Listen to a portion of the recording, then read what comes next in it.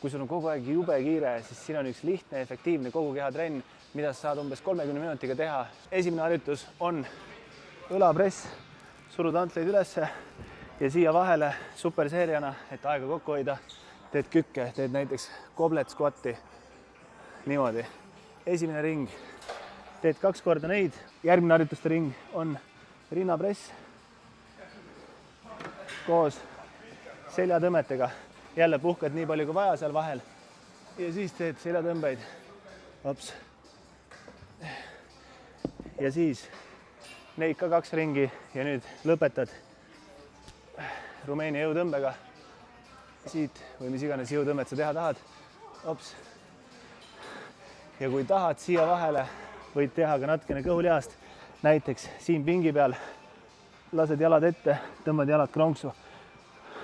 Ja nüüd, kui sa kõiki neid harjutusi 2 ringi teed superseeriatega, siis sa jõuad ilusti poole tunniga kogu keha läbi treenida.